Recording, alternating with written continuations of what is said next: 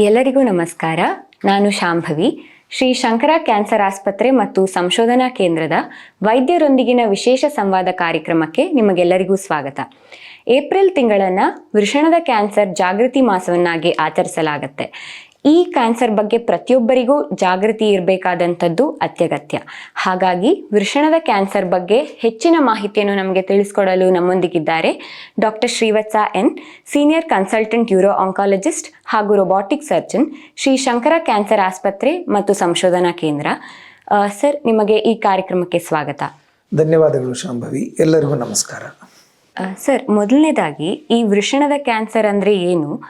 ಇದು ಸಾಮಾನ್ಯವಾಗಿ ಕಂಡುಬರುವಂತಹ ಕ್ಯಾನ್ಸರ? ವೃಷಣದ ಒಳಗಡೆಯಿಂದ ಉತ್ಪನ್ನ ಆಗುವಂತಹ ಕ್ಯಾನ್ಸರ್ಗಳನ್ನು ವೃಷಣದ ಕ್ಯಾನ್ಸರ್ ಅಥವಾ ಟೆಸ್ಟಿಕ್ಯುಲರ್ ಕ್ಯಾನ್ಸರ್ಸ್ ಅಂತ ಕರಿತೀವಿ.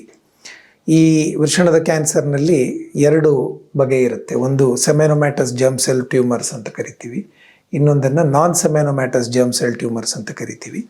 ಇವು ಎರಡನ್ನೂ ನಾವು ಒಟ್ಟಾರೆ ವೃಷಣದ ಕ್ಯಾನ್ಸರ್ ಅಥವಾ ಟೆಸ್ಟಿಕ್ಯುಲರ್ ಕ್ಯಾನ್ಸರ್ ಅಂತ ಕರಿತೀವಿ. ಇನ್ನೂ ತುಂಬ ವಿರಳವಾಗಿ ಕೆಲವೊಮ್ಮೆ ಈ ಲಿಂಫೋಮಾ ಅಂತ ನಾವು ಏನು ಕಾಣ್ತೀವೋ ಬೇರೆ ಬೇರೆ ದೇಹದ ಅಂಗಗಳಲ್ಲಿ, ಆ ಲಿಂಫೋಮಾ ಕೂಡ ಈ ವೃಷಣದಲ್ಲಿ ಕ್ಯಾನ್ಸರ್ ಆಗಿ ಕಂಡುಬರಬಹುದು. ಸಾಮಾನ್ಯವಾಗಿ ವೃಷಣದ ಕ್ಯಾನ್ಸರ್ ತುಂಬ ವಿರಳ. ಒಟ್ಟಾರೆ ಹೇಳಬೇಕಂತಂತಂದರೆ ಕೇವಲ 1% ಆಫ್ ಆಲ್ ಕ್ಯಾನ್ಸರ್ಸ್ ಈ ವೃಷಣದ ಕ್ಯಾನ್ಸರ್. ಯೂರೋಲಾಜಿಕಲ್ ಕ್ಯಾನ್ಸರ್ಸ್ನಲ್ಲಿ ಒಂದು 5% ವೃಷಣದ ಕ್ಯಾನ್ಸರ್ಸ್ ಅಂತ ನಾವು ತಿಳ್ಕೊಳ್ತೀವಿ. ಆದರೆ ಈ ವೃಷಣದ ಕ್ಯಾನ್ಸರ್ನಲ್ಲಿ ಏನು ವಿಪರ್ಯಾಸ ಅಂತಂತಂದರೆ, ಸಾಮಾನ್ಯವಾಗಿ ಚಿಕ್ಕ ವಯಸ್ಸಿನ ವ್ಯಕ್ತಿಗಳಲ್ಲಿ, ಚಿಕ್ಕ ವಯಸ್ಸಿನ ಪುರುಷರಲ್ಲಿ ಇದು ಕಂಡುಬರುತ್ತೆ. 15ರಿಂದ 45 ವಯಸ್ಸಿನ ಪುರುಷರಲ್ಲಿ ಸಾಮಾನ್ಯವಾಗಿ ಕಂಡುಬರುವಂತಹ ಕ್ಯಾನ್ಸರ್ಗಳಲ್ಲಿ ವೃಷಣದ ಕ್ಯಾನ್ಸರ್ ತುಂಬ ಪ್ರಮುಖವಾದದ್ದು. ಅಂತಂದರೆ ಈ ವಯೋಮಿತಿಯಲ್ಲಿ ಬೇರೆ ಕ್ಯಾನ್ಸರ್ಸು ಸಾಮಾನ್ಯವಾಗಿ ನಾವು ನೋಡೋದಿಲ್ಲ. ಅಂತಂದರೆ ಬೇರೆ ಆರ್ಗನ್ ಸಿಸ್ಟಮ್ ಕ್ಯಾನ್ಸರ್ಸ್ ಎಲ್ಲ ಈ ವಯಸ್ಸಿನ ವ್ಯಕ್ತಿಗಳಲ್ಲಿ ತುಂಬ ವಿರಳ. ಆದರೆ one of the commonest cancers of Young age testicular cancer ಅಂತ ನಾವು ಹೇಳ್ಬೋದು. ಈ ವೃಷಣದ ಕ್ಯಾನ್ಸರ್ ಆಗಕ್ಕೆ ಮುಖ್ಯವಾದ ಕಾರಣಗಳೇನಿರಬಹುದು ಸರ್? 90% ಭಾಗಗಳಲ್ಲಿ ಈ ವೃಷಣದ ಕ್ಯಾನ್ಸರ್ ಉಂಟಾಗೋದಕ್ಕೆ ಯಾವುದೇ ರೀತಿಯಾದಂತಹ ಕಾರಣಗಳಿರೋದಿಲ್ಲ. ಇವು ತಾವಾಗೇ ಉತ್ಪನ್ನ ಆಗ್ತವೆ. ಇವುಗಳನ್ನು ಇಡಿಯೋಪಥಿಕ್ ಟೆಸ್ಟಿಕ್ಯುಲರ್ ಕ್ಯಾನ್ಸರ್ಸ್ ಅಂತ ಕರಿತೀವಿ. ಉಳಿದ 10 ಜನರಲ್ಲಿ ಈ ವೃಷಣದ ಕ್ಯಾನ್ಸರ್ ಆಗೋದಕ್ಕೆ ಯಾವುದಾದ್ರೂ ಒಂದು ಪ್ರಬಲವಾದ ಕಾರಣ ನಮಗೆ ಕಾಣಸಿಗುತ್ತೆ. ಇವುಗಳಲ್ಲಿ ಮುಖ್ಯವಾಗಿ ಹೇಳಬೇಕು ಅಂತಂತಂದರೆ ಅನ್ಡಿಸೆಂಡೆಡ್ ಟೆಸ್ಟಿಸ್ ಅನ್ನುವಂತಹ ಒಂದು ಅನಟಾಮಿಕಲ್ ವೇರಿಯೇಷನ್. ಸಾಮಾನ್ಯವಾಗಿ ಮಗು ಹುಟ್ಟುವಾಗಲೇ 2 ವೃಷಣಗಳು ವೃಷಣ ಚೀಲಕ್ಕೆ ಬಂದು ಸೇರ್ಕೊಂಡು ಬಿಡ್ತವೆ. ಅಂತಂದರೆ ಒಂದು ಗಂಡು ಮಗು ಹುಟ್ಟಿದ ಕೂಡಲೇ ವೈದ್ಯರು ಪರೀಕ್ಷೆ ಮಾಡಿದರೆ 2 ವೃಷಣಗಳು ವೃಷಣ ಚೀಲದಲ್ಲಿ ನಮಗೆ ಮುಟ್ಟೋದಕ್ಕೆ ಸಿಗುತ್ತೆ. ಇದು ಸಹಜವಾಗಿ ಆಗುವಂತಹ ಡೆವಲಪ್ಮೆಂಟ್. ಕೆಲವೊಂದು ಮಕ್ಕಳಲ್ಲಿ ಈ ಪ್ರಕ್ರಿಯೆ ಪೂರ್ಣ ಆಗೋದಿಲ್ಲ. ಇಲ್ಲ ಒಂದು ಕಡೆ ಅಥವಾ 2 ಕಡೆ ಕೆಲವೊಮ್ಮೆ ಆ ವೃಷಣಗಳು ಹೊಟ್ಟೆಯಿಂದ ಕೆಳಗಡೆ ಬಂದು ವೃಷಣ ಚೀಲದ ಒಳಗಡೆಗೆ ಸೇರ್ಕೊಳ್ಳೋದಿಲ್ಲ. ಇಂತಹ ಒಂದು ಸ್ಥಿತಿಯನ್ನು ನಾವು ಅನ್ಡಿಸೆಂಡೆಡ್ ಟೆಸ್ಟಿಸ್ ಅಂತ ಕರಿತೀವಿ. ಒಂದೇ ಕಡೆ ಇದ್ದರೆ ಅದನ್ನು ಯೂನಿಲ್ಯಾಟ್ರಲ್ ಅನ್ಡಿಸೆಂಡೆಡ್ ಟೆಸ್ಟಿಸ್ ಅಂತ ಕರಿತೀವಿ. 2 ಕಡೆಗಿದ್ದಾಗ ಅದನ್ನು ಬೈಲ್ಯಾಟ್ರಲ್ ಅನ್ಡಿಸೆಂಡೆಡ್ ಟೆಸ್ಟಿಸ್ ಅಥವಾ ಕ್ರಿಪ್ಟಾರ್ಕಿಡಿಸಮ್ ಅಂತ ಕರಿತೀವಿ. ವೃಷಣ ಚೀಲದಲ್ಲಿ ಇರೋದು ತುಂಬ ಅತ್ಯಗತ್ಯ. ಯಾಕೆ ಅಂತಂದರೆ ಆ ವೃಷಣದಲ್ಲಿರುವಂತಹ ಟೆಂಪ್ರೇಚರ್ ಏನಿದೆ ಅದು ನಮ್ಮ ಶರೀರದ ತಾಪಮಾನಕ್ಕಿಂತ ಅಟ್ಲೀಸ್ಟ್ ಒಂದು 3ರಿಂದ 4 ಡಿಗ್ರಿ ಕಡಿಮೆ ಇರಬೇಕು. ಅದು ವೃಷಣ ಬಂದು ಹೊಟ್ಟೆಯಲ್ಲೇ ಉಳ್ಕೊಂಡು ಅದು ಕೆಳಗೆ ಬರಲಿಲ್ಲ ಅಂತಂದರೆ ಹೆಚ್ಚಿನ ತಾಪಮಾನದ ಒಂದು ವ್ಯತ್ಯಾಸದಿಂದಾಗಿ ಕಾಲಕ್ರಮೇಣ ಅದರಲ್ಲಿ ಕ್ಯಾನ್ಸರ್ ಉಂಟಾಗುವಂತಹ ಸಾಧ್ಯತೆ ಇರುತ್ತೆ. ಇದು ಟೆಸ್ಟಿಕ್ಯುಲರ್ ಕ್ಯಾನ್ಸರ್ ಆಗೋದಕ್ಕೆ ಒಂದು ಬಲವಾದ ಕಾರಣ ಅಂತ ನಾವು ಹೇಳ್ಬೋದು.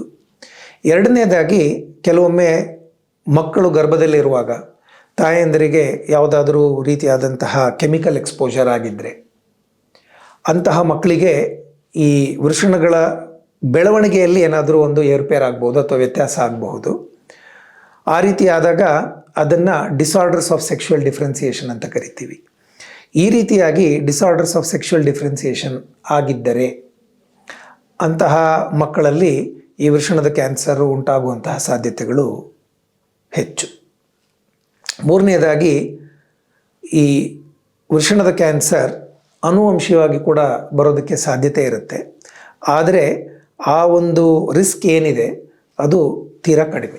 ಸರ್, ಈಗ ಒಬ್ಬ ವ್ಯಕ್ತಿಗೆ ಈ ವೃಷಣದ ಕ್ಯಾನ್ಸರ್ ಆಗಿದೆ ಅಂತ ಗೊತ್ತಾಗಬೇಕಾದಲ್ಲಿ ವೈದ್ಯಕೀಯವಾಗಿ ಹೇಗೆ ಅದನ್ನ ಪತ್ತೆ ಹಚ್ಚಲಾಗತ್ತೆ ಮತ್ತು ಅದರ ಮುಖ್ಯವಾದ ರೋಗ ಲಕ್ಷಣಗಳೇನು?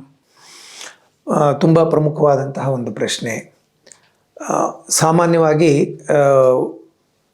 ವೃಷಣದ ಕ್ಯಾನ್ಸರ್ ತುಂಬ ನಿಧಾನಗತಿಯಲ್ಲಿ ಬೆಳವಣಿಗೆ ಆಗುವಂತಹ ಕ್ಯಾನ್ಸರ್.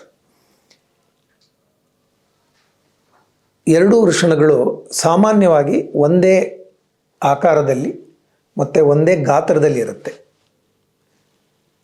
ವೃಷಣದ ಕ್ಯಾನ್ಸರ್ ಉಂಟಾಗಿರುವಂತಹ ವೃಷಣ ನಿಧಾನಗತಿಯಲ್ಲಿ ಕ್ರಮೇಣವಾಗಿ ದೊಡ್ಡದಾಗ್ತಾ ಹೋಗುತ್ತೆ. ಹಾಗಾಗಿ ಗಾತ್ರದಲ್ಲಿ ವ್ಯತ್ಯಾಸ ಇರುತ್ತೆ. ಅಂತಂದರೆ ಒಂದು ವೃಷಣ ನಾರ್ಮಲ್ ಸೈಜಿಂದಿದ್ದರೆ ಅಫೆಕ್ಟ್ ಆಗಿರುವಂತಹ ವೃಷಣ ಅಥವಾ ಟೆಸ್ಟಿಸ್ ಏನಿದೆ ಅದು ದೊಡ್ಡದಾಗ್ತಾ ಇರುತ್ತೆ. ಪ್ರಾರಂಭಿಕ ಹಂತದಲ್ಲಿ ಕೇವಲ ಈ ಗಾತ್ರದ ವ್ಯತ್ಯಾಸ ಮಾತ್ರ ಒಂದು ರೋಗ ಲಕ್ಷಣ. ಕ್ರಮೇಣವಾಗಿ ಕಾಯಿಲೆ ಬೆಳೀತಾ ಬೆಳೀತಾ ರೋಗಿಗೆ ಎನ್ಲಾರ್ಜ್ ಟೆಸ್ಟಿಸ್ನಲ್ಲಿ ನೋವು ಅಥವಾ ಒಂದು ಡ್ರ್ಯಾಗಿಂಗ್ ಸೆನ್ಸೇಷನ್ ಉಂಟಾಗುವಂಥದ್ದು, ಅಥವಾ ಅದು ಇನ್ನೂ ಬೇರೆ ಕಡೆ ಎಲ್ಲಾದರೂ ಹರಡ್ಕೊಂಡ್ರೆ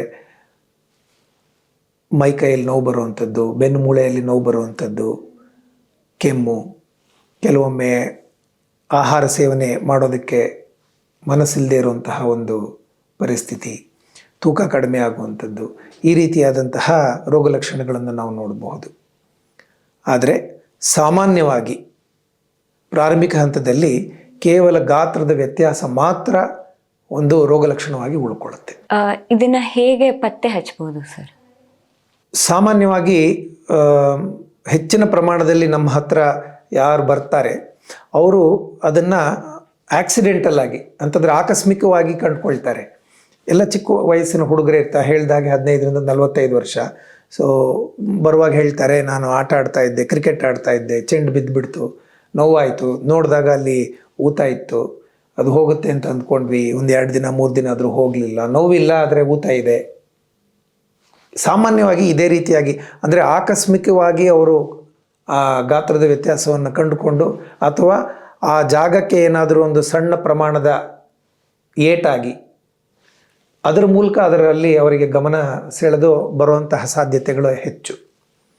ಈ ರೀತಿಯಾಗಿ ರೋಗಿಗಳು ನಮ್ಮ ಹತ್ರ ಬಂದಾಗ ನಾವು ಅವ್ರನ್ನ ಪರಿಶೀಲನೆ ಮಾಡ್ತೀವಿ. ಪರಿಶೀಲನೆ ಮಾಡಿಬಿಟ್ಟು ಕೆಲವು ರಕ್ತ ಪರೀಕ್ಷೆಗಳನ್ನು ಹೇಳ್ತೀವಿ. ಈ ರಕ್ತ ಪರೀಕ್ಷೆಗಳಲ್ಲಿ ನಾವು ಟೆಸ್ಟಿಕ್ಯುಲರ್ ಟ್ಯೂಮರ್ ಮಾರ್ಕರ್ಸನ್ನು ಪತ್ತೆ ಹಚ್ಚೋದಕ್ಕೆ ಪ್ರಯತ್ನ ಮಾಡ್ತೀವಿ.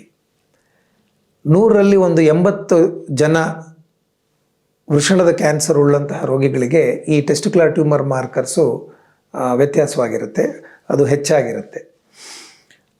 ಇದರಿಂದಲೇ ನಮಗೆ ಎಷ್ಟೋ ಸಲ ಈ ಕಾಯಿಲೆಯನ್ನು ಪತ್ತೆ ಹಚ್ಚೋದಕ್ಕೆ ಅನುಕೂಲ ಆಗುತ್ತೆ. ಉಳಿದವರಲ್ಲಿ ಅಥವಾ ಎಲ್ಲರಲ್ಲೂ ನಂತರದಲ್ಲಿ ನಾವು CT ಸ್ಕ್ಯಾನ್ ಅನ್ನುವಂತಹ ಒಂದು ಟೆಸ್ಟನ್ನು ಮಾಡಿಕೊಂಡು ಆ CT ಸ್ಕ್ಯಾನ್ ಮೂಲಕ ಈ ಕಾಯಿಲೆಯನ್ನು ನಾವು ಪತ್ತೆ ಹಚ್ಚೋದಕ್ಕೆ ಸಾಧ್ಯ ಆಗುತ್ತೆ. ಸಾಮಾನ್ಯವಾಗಿ ನಾವು ಹೊಟ್ಟೆ ಮತ್ತು ಎದೆಯ CT ಸ್ಕ್ಯಾನನ್ನು ಮಾಡ್ತೀವಿ. ಇದರಲ್ಲಿ ಕಾಯಿಲೆ ಇದೆ ಅನ್ನೋದನ್ನು ನಾವು ಪತ್ತೆ ಹಚ್ಕೊಳ್ಬಹುದು ಮತ್ತು ಅದು ಯಾವ ಹಂತಕ್ಕೆ ತಲುಪಿದೆ ಅಂದರೆ ಯಾವ ಸ್ಟೇಜ್ನಲ್ಲಿದೆ ಅನ್ನೋದನ್ನು ಕೂಡ ನಾವು ಪತ್ತೆ ಹಚ್ಕೊಳ್ಬಹುದು. ಇನ್ನೊಂದು ವಿಚಾರ ಇಲ್ಲಿ ನಾನು ಏನು ತಿಳಿಸೋದಕ್ಕೆ ಇಷ್ಟಪಡ್ತೀನಿ ಅಂತಂದರೆ, ಸಾಮಾನ್ಯವಾಗಿ ಕ್ಯಾನ್ಸರ್ ಇದೆಯಾ ಅಂತ ಸಂದೇಹ ಇದ್ದಾಗ ಎಲ್ಲರೂ ಅದಕ್ಕೆ ಒಂದು ಬಯಾಪ್ಸಿ ಅನ್ನುವಂಥ ಟೆಸ್ಟ್ ಮಾಡ್ತಾರೆ. ಇದು ಸಾಮಾನ್ಯವಾಗಿ ನಮ್ಮೆಲ್ಲರಿಗೂ ತಿಳಿದಿರುವಂತಹ ಒಂದು ವಿಷಯ. ಬಯಾಪ್ಸಿ ಮಾಡಿದ್ರಾ, ಬಯಾಪ್ಸಿನಲ್ಲಿ ಕ್ಯಾನ್ಸರ್ ಇದೆ ಅಂತ ಬಂತಾ ಅನ್ನೋದೇ ಫಸ್ಟ್ ಸ್ಟೆಪ್ ಕ್ಯಾನ್ಸರ್ ಇದೆಯಾ ಅಂತ ತಿಳ್ಕೊಳ್ಳಿಕ್ಕೆ. ಆದರೆ ಈ ವೃಷಣದ ಕ್ಯಾನ್ಸರ್ನಲ್ಲಿ ನಾವು ಕಾಯಿಲೆಯನ್ನು ಪತ್ತೆ ಹಚ್ಚೋದಕ್ಕೆ ಬಯಾಪ್ಸಿಯನ್ನು ಮಾಡೋದಿಲ್ಲ. ಈ ಟೆಸ್ಟಿಕ್ಯುಲರ್ ಬಯಾಪ್ಸಿ ಅಥವಾ ವೃಷಣದ ಬಯಾಪ್ಸಿಯನ್ನು ನಾವು ಮಾಡಿದರೆ ವಿಪರ್ಯಾಸವಾಗಿ ಏನಾಗುತ್ತೆ ಅಂತಂದರೆ ಕಾಯಿಲೆ ಹೆಚ್ಚಾಗ್ಬಿಡುತ್ತೆ. ಇದನ್ನು ಅಪ್ಸ್ಟೇಜಿಂಗ್ ಆಫ್ ದ ಡಿಸೀಸ್ ಅಂತ ಕರಿತೀವಿ. ಬೇರೆ ಕಾಯಿಲೆಗಳಲ್ಲಿ ನಾವು ಬಯಾಪ್ಸಿ ಮಾಡಿದಾಗ ಆ ಬಯಾಪ್ಸಿಯಿಂದಾಗಿ ಕಾಯಿಲೆ ಹೆಚ್ಚಾಗೋದಿಲ್ಲ. ಆದರೆ ಈ ವೃಷಣದ ಕ್ಯಾನ್ಸರ್ನಲ್ಲಿ ಮಾತ್ರ ನಾವು ಬಯಾಪ್ಸಿಯನ್ನು ಮಾಡಿದರೆ ಆ ಕಾಯಿಲೆ ಹೆಚ್ಚಾಗುವಂಥ ಸಾಧ್ಯತೆಗಳಿರುತ್ತೆ. ಹಾಗಾಗಿ ನಾವು ಈ ಕ್ಯಾನ್ಸರ್ನ ಪತ್ತೆ ಹಚ್ಚೋದಕ್ಕೆ ಬಯಾಪ್ಸಿ ಟೆಸ್ಟನ್ನು ಅಳವಡಿಸ್ಕೊಳ್ಳೋದಿಲ್ಲ. ಚಿಕಿತ್ಸೆಯನ್ನು ನಾವು ಮಾಡುವ ಮೂಲಕನೇ ಚಿಕಿತ್ಸೆ ಮುಗಿಸಿದ ಮೇಲೆ ನಮಗೆ ಸಿಗುವಂತಹ ಮೆಟೀರಿಯಲ್ನ ನಾವು ಬಯಾಪ್ಸಿ ಮಾಡಿಕೊಂಡು ಈ ಕಾಯಿಲೆ ಬಗ್ಗೆ ಹೆಚ್ಚು ಮಾಹಿತಿ ತಿಳ್ಕೊಳ್ತೀವಿ. ಆದರೆ ಕಾಯಿಲೆಯನ್ನು ಪತ್ತೆ ಹಚ್ಚೋದಕ್ಕೆ ಬಯಾಪ್ಸಿ ಮಾಡೋದಿಲ್ಲ. ಸರ್, ಸಾಮಾನ್ಯವಾಗಿ ಈ ಸ್ತನದ ಕ್ಯಾನ್ಸರ್ನ ಆರಂಭಿಕ ಹಂತದಲ್ಲೇ ಪತ್ತೆ ಹಚ್ಚಕ್ಕೋಸ್ಕರ ವೈದ್ಯರು ಸ್ತನದ ಸ್ವಯಂ ಪರೀಕ್ಷೆ ಮಾಡಬಹುದು ಅಂತ ಹೇಳ್ತಾರೆ. ಈ ವೃಷಣದ ಕ್ಯಾನ್ಸರ್ನ ಪತ್ತೆ ಹಚ್ಚಕ್ಕೋಸ್ಕರನೂ ಕೂಡ ಈ ಸ್ವಯಂ ಪರೀಕ್ಷೆ ಅದನ್ನ ಮಾಡೋದು ಅವಶ್ಯಕತೆ ಇದೆಯಾ? ಅದ್ರ ಬಗ್ಗೆ ಹೇಳ್ಬೋದಾ? ಮತ್ತೆ ಒಂದು ಒಳ್ಳೆ ಪ್ರಶ್ನೆ. ಸ್ವಯಂ ಪರೀಕ್ಷೆ ಸ್ತನದ ಕ್ಯಾನ್ಸರ್ಗಂತೂ ತುಂಬ ಅತ್ಯಗತ್ಯ. ಅಂತಂದರೆ ಸಾಮಾನ್ಯವಾಗಿ ಎಲ್ಲ ಮಹಿಳೆಯರಿಗೂ ಒಂದು ವಯೋಮಿತಿ ಆದಮೇಲೆ ಈ ಸ್ತನದ ಸ್ವಯಂ ಪರೀಕ್ಷೆಯನ್ನು ಮಾಡಿಕೊಳ್ಬೇಕು ಅನ್ನೋದನ್ನು ನಾವು ಪದೇ ಪದೇ ಹೇಳ್ತಲೇ ಇರ್ತೀವಿ. ಸಾಕಷ್ಟು ಅವಕಾಶಗಳು ಎಲ್ಲೆಲ್ಲಿ ನಮಗೆ ಅವಕಾಶ ಸಿಗುತ್ತೋ ಅವಾಗೆಲ್ಲ ಇದರ ಬಗ್ಗೆ ನಾವು ಮಾತಾಡ್ತೀವಿ. ಯಾಕೆ ಅಂತಂತಂದರೆ ಸ್ತನದ ಕ್ಯಾನ್ಸರ್ ತುಂಬ ಸಾಮಾನ್ಯವಾಗಿ ಕಂಡುಬರುವಂಥ ಒಂದು ಕ್ಯಾನ್ಸರ್. ಹಾಗಾಗಿ ಅದನ್ನು ಅದು ಮತ್ತೆ ಸುಲಭವಾಗಿ ಪರೀಕ್ಷೆಗೆ ಒಳಪಡಿಸ್ಬೋದಂತಹ ಒಂದು ಕ್ಯಾನ್ಸರ್. ಹಾಗಾಗಿ ಎಲ್ಲರಿಗೂ ನಾವು ಅದನ್ನು ಪರೀಕ್ಷೆ ಮಾಡಿಕೊಳ್ಳಿ, ಏನಾದರೂ ವ್ಯತ್ಯಾಸ ಕಂಡು ಬಂದರೆ ತಕ್ಷಣ ವೈದ್ಯರ ಹತ್ರ ಹೋಗಿ ಸಲಹೆ ತೆಗೆದುಕೊಳ್ಳಿ ಅಂತ ಹೇಳೋದು ಸಹಜ. ವೃಷಣದ ಕ್ಯಾನ್ಸರ್ ತುಂಬ ವಿರಳ. ಸಾಮಾನ್ಯವಾಗಿ 2 ರಿಂದ 2.5 ಲಕ್ಷ ಪುರುಷರಲ್ಲಿ ಒಬ್ಬರಿಗೆ ಉಂಟಾಗುವಂತಹ ಒಂದು ಕ್ಯಾನ್ಸರ್. ಹಾಗಾಗಿ ನಾವು ಎಲ್ಲರಿಗೂ ಸ್ವಯಂ ಪರೀಕ್ಷೆಯನ್ನು ಮಾಡಿಕೊಳ್ಳಿ ಅಂತ ಹೇಳೋದು ಕಷ್ಟ ಆಗಬಹುದು. ಆದರೆ ಕೆಲವು ಪಂಗಡ ಉಳ್ಳಂತಹ ಜನರಿಗೆ, ಅಂತಂದರೆ ಮನೆಯಲ್ಲಿ ಯಾರಿಗಾದರೂ ವೃಷಣದ ಕ್ಯಾನ್ಸರ್ ಬಂದಿದ್ದರೆ ಅಂಥವರಿಗೆ, ಅಥವಾ ಈ ಅನ್ಡಿಸೆಂಡೆಡ್ ಟೆಸ್ಟಿಸ್ ಅಂತ ನಾನು ಏನು ಹೇಳಿದೆ ಅಲ್ಲ ಹಿಂದೆ, ಅದಕ್ಕೆ ಏನಾದರೂ ಮಕ್ಕಳಿಗೆ ಚಿಕಿತ್ಸೆ ಕೊಟ್ಟಿದ್ದರೆ ಅಂತಹ ವ್ಯಕ್ತಿಗಳಿಗೆ ನಾವು ವೃಷಣದ ಸ್ವಯಂ ಪರೀಕ್ಷೆಯನ್ನು ಮಾಡಿಕೊಳ್ಳಿ ಅಂತ ಹೇಳ್ತೀವಿ. ಇದೆಲ್ಲ ಹೇಳಿದ ಮೇಲೆ ಏನು ಅಂತಂದರೆ ಸಾಮಾನ್ಯವಾಗಿ ನಮ್ಮ ದೇಹವನ್ನು ನಾವು ಆವಾಗ ಪರೀಕ್ಷೆ ಮಾಡ್ಕೊಳ್ಳೋದು ಒಳ್ಳೆಯದು ಅಂತ ನಾನು ಭಾವಿಸ್ತೀನಿ. ತಿಂಗಳಿಗೊಮ್ಮೆ ಆಗಲಿ ಅಥವಾ 2 ತಿಂಗಳಿಗೊಮ್ಮೆ ಆಗಲಿ ನಮ್ಮ ದೇಹದ ಎಲ್ಲ ಭಾಗಗಳನ್ನು ನಾವು ಒಂದು ಸಲ ಪರಿಶೀಲನೆ ಮಾಡಿಕೊಂಡು ಏನಾದರೂ ವ್ಯತ್ಯಾಸಗಳು ಕಂಡು ಬರ್ತಾ ಇದೆಯಾ ಇಲ್ವಾ ಅಂತ ತಿಳ್ಕೊಳ್ಳೋದ್ರಿಂದ ತೊಂದರೆ ಏನೂ ಆಗೋದಿಲ್ಲ. ನಮಗೇನು ವ್ಯತ್ಯಾಸ ಕಾಣಿಸದೇ ಇರಬಹುದು, ಆದರೆ ಏನಾದರೂ ವ್ಯತ್ಯಾಸ ಉಂಟಾಗಿದ್ದರೆ ಅದನ್ನು ಆರಂಭಿಕ ಹಂತದಲ್ಲೇ ಪತ್ತೆ ಹಚ್ಚೋದಕ್ಕೆ ಅವಕಾಶ ಆಗುತ್ತೆ. ಸ್ವಯಂ ಪರೀಕ್ಷೆಯನ್ನು ನಾನು ರೆಕಮೆಂಡ್ ಮಾಡೋದಿಲ್ಲ, ಆದರೆ ಮಾಡ್ಕೊಳ್ಳೋದ್ರಿಂದ ತಪ್ಪೇನಿಲ್ಲ. ಸರ್, ಹಾಗಿದ್ದಲ್ಲಿ ಈ ವೃಷಣದ ಕ್ಯಾನ್ಸರನ್ನು ಗುಣಪಡಿಸಬಹುದಾದಲ್ಲಿ ಯಾವ್ಯಾವ ಚಿಕಿತ್ಸೆಯ ಆಯ್ಕೆಗಳಿವೆ? ಮತ್ತೆ ಒಂದು ಒಳ್ಳೆ ಪ್ರಶ್ನೆ. ಸಾಮಾನ್ಯವಾಗಿ ಕ್ಯಾನ್ಸರ್ ಅಂದ ಕೂಡಲೇ ನಾವೆಲ್ಲ ತುಂಬ ಚಿಂತೆ ಮಾಡ್ತೀವಿ. ಇನ್ನು ತುಂಬ ಕಷ್ಟ ಇರುತ್ತೆ, ಜೀವಕ್ಕೆ ಕೂಡ ಅಪಾಯ ಆಗಬಹುದು, ಈ ಥರ ನಾನಾ ರೀತಿಯಾಗಿ ನಮ್ಮಲ್ಲಿ ಆಲೋಚನೆಗಳು ಉಂಟಾಗತ್ತೆ. ಅದರಲ್ಲೂ ಚಿಕ್ಕ ವಯಸ್ಸಿನ ವ್ಯಕ್ತಿಗಳಿಗೆ ಕ್ಯಾನ್ಸರ್ ಬಂದಾಗ ಎಲ್ಲರಿಗೂ ತುಂಬ ಮನಸ್ಸಿಗೆ ದುಃಖ ಆಗುತ್ತೆ, ಸಾಕಷ್ಟು ಜನ ವಿಚಲಿತರಾಗಿಬಿಡ್ತಾರೆ. ಆದರೆ ವೃಷಣದ ಕ್ಯಾನ್ಸರ್ ಬಗ್ಗೆ ನಾವು ಮಾತಾಡುವಾಗ ಅದು ಚಿಕಿತ್ಸೆಗೆ ಸ್ಪಂದಿಸುವಂತಹ ಕ್ಯಾನ್ಸರ್ಗಳಲ್ಲಿ ಪ್ರಮುಖ ಸ್ಥಾನ ಪಡೆದಿದೆ. ಅಂತಂದರೆ ಇವತ್ತಿನ ದಿನ ನಾವು ಯಾವುದಾದ್ರೂ ಒಂದು ಕ್ಯಾನ್ಸರ್ನ ಸಂಪೂರ್ಣವಾಗಿ ಗುಣಪಡಿಸಬಹುದು ಅಂತ ನಿಖರವಾಗಿ ಹೇಳಬಹುದು ಅನ್ನೋದಾದರೆ ಅದರಲ್ಲಿ ವೃಷಣದ ಕ್ಯಾನ್ಸರ್ ಅಗ್ರಸ್ಥಾನ ಪಡೆದುಕೊಳ್ಳುತ್ತೆ. ಹಾಗಾಗಿ ಇದು ಚಿಕ್ಕ ವಯೋಮಿತಿಯಲ್ಲಿ ಉಂಟಾಗುವಂತಹ ಕ್ಯಾನ್ಸರ್ ಆದರೂ ಸಹಿತ ಇದಕ್ಕೆ ಚಿಕಿತ್ಸೆಯ ಅವಕಾಶಗಳು ತುಂಬ ಚೆನ್ನಾಗಿವೆ. ಅಷ್ಟೇ ಅಲ್ಲದೆ ಸರಿಯಾದ ರೀತಿಯಲ್ಲಿ ಚಿಕಿತ್ಸೆ ಮಾಡಿಕೊಂಡ್ರೆ ಹೆಚ್ಚಿನ ಪ್ರಮಾಣದಲ್ಲಿ, ಅಂದರೆ ಕ್ಲೋಸ್ ಟು 100% ಅಂತ ಹೇಳ್ಬೋದು, ಈ ಕಾಯಿಲೆ ಸಂಪೂರ್ಣವಾಗಿ ಗುಣ ಆಗುವಂತಹ ಸಾಧ್ಯತೆಗಳಿದೆ. ಇದು ಎಷ್ಟು ಚೆನ್ನಾಗಿ ಚಿಕಿತ್ಸೆಗಳಿಗೆ ಸ್ಪಂದಿಸುತ್ತೆ ಅಂತಂತಂದರೆ ಸಾಮಾನ್ಯವಾಗಿ ನಿಮಗೆಲ್ಲ ಗೊತ್ತಿರಬಹುದು, ಯಾವುದೇ ಒಂದು ಕ್ಯಾನ್ಸರ್ನ ನಾವು ಅದರದ್ದು ಹಂತಗಳನ್ನು ನಾವು ಹೇಳಬೇಕು ಅಂತಂದರೆ, ಅದರ ಎಕ್ಸ್ಟೆಂಟ್ ಆಫ್ ಸ್ಪ್ರೆಡ್ ಬಗ್ಗೆ ಮಾತಾಡಬೇಕು ಅಂತಂದರೆ ಅದನ್ನು 4 ಸ್ಟೇಜಸ್ ಅಂತ ಕರಿತೀವಿ, ಅಥವಾ 4 ಹಂತಗಳಲ್ಲಿ ನಾವು ಈ ಕ್ಯಾನ್ಸರ್ನ ವಿಂಗಡಣೆ ಮಾಡ್ಕೊಳ್ತೀವಿ. 1, 2, 3 ಆ್ಯಂಡ್ 4 ಅಂತ. 4ನೇ ಹಂತದಲ್ಲಿ ಅದು ಎಲ್ಲ ಕಡೆ ಹರಡಿಬಿಟ್ಟಿದೆ ಅನ್ನುವಂತಹ ಒಂದು ಪ್ರಕ್ರಿಯೆ ಇರುತ್ತೆ. ಈ ವೃಷಣದ ಕ್ಯಾನ್ಸರ್ ಎಲ್ಲ ಕಡೆ ಹರಡಿದ್ರೂ ಸಹಿತ, ಅಂದರೆ ಟೆಕ್ನಿಕಲ್ ಆಗಿ ಅದು ಲಾಸ್ಟ್ ಸ್ಟೇಜ್ನಲ್ಲಿ ಇದ್ದರೂ ಸಹಿತ ಅದು ಚಿಕಿತ್ಸೆಗೆ ತುಂಬ ಚೆನ್ನಾಗಿ ಸ್ಪಂದಿಸೋ ಕಾರಣ ನಾವು ಈ ವೃಷಣದ ಕ್ಯಾನ್ಸರ್ನಲ್ಲಿ 4ನೇ ಹಂತ ಇದೆ ಅಂತಲೇ ಹೇಳೋದಿಲ್ಲ. ಎಲ್ಲ ಕಡೆ ಅದು ಸ್ಪ್ರೆಡ್ ಆಗಿದ್ದಾಗಲೂ ಸಹಿತ ಈ ವೃಷಣದ ಕ್ಯಾನ್ಸರ್ನ ಲಾಸ್ಟ್ ಸ್ಟೇಜ್ನ ನಾವು 3rd ಸ್ಟೇಜ್ ಅಥವಾ 3ನೇ ಹಂತ ಅಂತ ಮಾತ್ರ ಕರಿತೀವಿ. ಇದು ತುಂಬ ಇಂಪಾರ್ಟೆಂಟ್. ಯಾಕೆ ಅಂತಂದರೆ ಲಾಸ್ಟ್ ಸ್ಟೇಜ್ ಅನ್ನುವಂತಹ ರೀತಿಯಲ್ಲಿ ಕೂಡ, ಅಥವಾ ಸ್ಟೇಜ್ 4 ಅನ್ನುವಂತಹ ಒಂದು ಹಂತದಲ್ಲಿ ಕೂಡ ಈ ಕ್ಯಾನ್ಸರ್ನ ನಾವು ಸಂಪೂರ್ಣವಾಗಿ ಗುಣಪಡಿಸೋದಕ್ಕೆ ಸಾಧ್ಯ ಇರೋದ್ರಿಂದ ಒಂದು ಹಂತವನ್ನೇ ನಾವು ಇದಕ್ಕೆ ಕಡಿಮೆ ಮಾಡಿಬಿಟ್ಟಿದ್ದೀವಿ. ಹಾಗಾಗಿ ವೃಷಣದ ಕ್ಯಾನ್ಸರ್ ಏನಾದರೂ ಉಂಟಾದರೆ ಆ ವ್ಯಕ್ತಿಗಳು ತುಂಬ ವಿಚಲಿತರಾಗುವಂತಹ ಪ್ರಸಂಗ ಇಲ್ಲವೇ ಇಲ್ಲ. ಚಿಕಿತ್ಸೆಗಳು ತುಂಬ ಚೆನ್ನಾಗಿದೆ. ಅವನ್ನು ಸೂಕ್ತ ರೀತಿಯಲ್ಲಿ ಮಾಡಿಸ್ಕೊಂಡ್ರೆ, ವೈದ್ಯರ ಸಲಹೆ ತೆಗೆದುಕೊಂಡು ಸೂಕ್ತ ರೀತಿಯಲ್ಲಿ ಚಿಕಿತ್ಸೆಗಳನ್ನು ಮಾಡಿಸ್ಕೊಂಡ್ರೆ ಆ ವ್ಯಕ್ತಿಗೆ ವೃಷಣದ ಕ್ಯಾನ್ಸರ್ನಿಂದಾಗಿ ಯಾವುದೇ ರೀತಿಯಾದಂತಹ ತೊಂದರೆಗಳು ಉಂಟಾಗೋದಿಲ್ಲ. ಈಗ ಯಾವ ರೀತಿಯಾಗಿ ನಾವು ವೃಷಣದ ಕ್ಯಾನ್ಸರ್ನ ಚಿಕಿತ್ಸೆ ಮಾಡ್ತೀವಿ ಅಂತ ತಿಳ್ಕೊಳ್ಳೋಣ. ನಾನು ಹಿಂದೆ ಹೇಳಿದೆ ಬಯಾಪ್ಸಿ ಮಾಡೋದಿಲ್ಲ ಅಂತ. ಆದರೆ ನಮಗೆ ನಾನು ಅದಕ್ಕೂ ಹಿಂದೆ ಹೇಳಿದ್ದೆ ಇದರಲ್ಲಿ 2-3 ಬಗೆ ಇರುತ್ತೆ ಅಂತ. ಸೊ ಈ ವ್ಯಕ್ತಿಯಲ್ಲಿ ಯಾವ ಬಗೆಯ ವೃಷಣದ ಕ್ಯಾನ್ಸರ್ ಇದೆ ಅಂತ ತಿಳ್ಕೊಳ್ಬೇಕಾದ್ರೆ ನಾವು ಪ್ರಾರಂಭಿಕವಾಗಿ ಹೈ ಇಂಗ್ವೈನಲ್ ಆರ್ಕಿಡೆಕ್ಟಮಿ ಅನ್ನುವಂತಹ ಒಂದು ಶಸ್ತ್ರಚಿಕಿತ್ಸೆಯನ್ನು ಮಾಡ್ತೀವಿ. ಇದರಲ್ಲಿ ಬಯಾಪ್ಸಿ ಇಲ್ಲದೇನೆ ನಾವು ಆ ವೃಷಣವನ್ನು ಸಂಪೂರ್ಣವಾಗಿ ತೆಗೆದು ಬಿಡ್ತೀವಿ. ಆ ರೀತಿಯಾಗಿ ತೆಗೆದಂತಹ ವೃಷಣವನ್ನು ಪರೀಕ್ಷೆಗೆ ಒಳಪಡಿಸ್ತೀವಿ. ಅದರಲ್ಲಿ ಪೆಥಾಲಜಿಸ್ಟ್ಸು ಬಯಾಪ್ಸಿ ಟೆಸ್ಟಿಂಗ್ ಮಾಡ್ತಾರೆ. ಹಿಸ್ಟೋಪೆಥಾಲಜಿಕಲ್ ಎಕ್ಸಾಮಿನೇಷನ್ ಅಂತ ಏನು ಕರಿತೀವಿ ಅದನ್ನು ಮಾಡ್ತಾರೆ. ಆ ರೀತಿಯಾಗಿ ಆ ವೃಷಣವನ್ನು ಪರಿಶೀಲನೆ ಮಾಡಿ ಯಾವ ಗುಂಪಿನ ವೃಷಣದ ಕ್ಯಾನ್ಸರ್ ಇದೆ ಅನ್ನೋದನ್ನು ನಮಗೆ ತಿಳಿಸ್ಕೊಡ್ತಾರೆ. ಒಂದು ಸಲ ನಮಗೆ ಅದು ಯಾವ ರೀತಿಯಾದಂತಹ ವೃಷಣದ ಕ್ಯಾನ್ಸರ್ ಅನ್ನೋದು ಮಾಹಿತಿ ತಿಳಿದು ಬಂದರೆ ಅದಕ್ಕೆ ತಕ್ಕನ ಹಾಗೆ ನಾವು ಸಬ್ಸಿಕ್ವೆಂಟ್ ಟ್ರೀಟ್ಮೆಂಟ್ಸ್ನ ಕೊಡ್ತೀವಿ. ಸಾಮಾನ್ಯವಾಗಿ ಈ ಸಣ್ಣ ಶಸ್ತ್ರಚಿಕಿತ್ಸೆ ಆದಮೇಲೆ ಕೀಮೊಥೆರಪಿಯನ್ನು ಅಳವಡಿಸ್ಕೊಳ್ತೀವಿ. ಕೆಲವೊಂದು ವೃಷಣದ ಕ್ಯಾನ್ಸರ್ಗಳಿಗೆ ಒಂದೇ ಒಂದು ಡೋಸ್ ಕೀಮೊಥೆರಪಿ, ಒಂದೇ ಔಷಧ, ಒಂದೇ ಒಂದು ಸಲ ಕೊಡೋದ್ರಿಂದ ಕಾಯಿಲೆ ಸಂಪೂರ್ಣವಾಗಿ ಗುಣ ಆಗಿಬಿಡುತ್ತೆ. ಕೆಲವೊಂದು ಬಗೆಯ ವೃಷಣದ ಕ್ಯಾನ್ಸರ್ಗಳಿಗೆ, ಅಥವಾ ಈ ವೃಷಣದ ಕ್ಯಾನ್ಸರ್ 3ನೇ ಹಂತಕ್ಕೆ ಹರಡಿದರೆ ಅಂತಹ ಪರಿಸ್ಥಿತಿಯಲ್ಲಿ 3 ಅಥವಾ 4 ಬಾರಿ ನಾವು ಕೀಮೊಥೆರಪಿಯನ್ನು ಆ ವ್ಯಕ್ತಿಗೆ ಕೊಟ್ಟು ಈ ಕಾಯಿಲೆಯನ್ನು ಗುಣ ಮಾಡೋದಕ್ಕೆ ಅವಕಾಶ ಇರ್ತದೆ.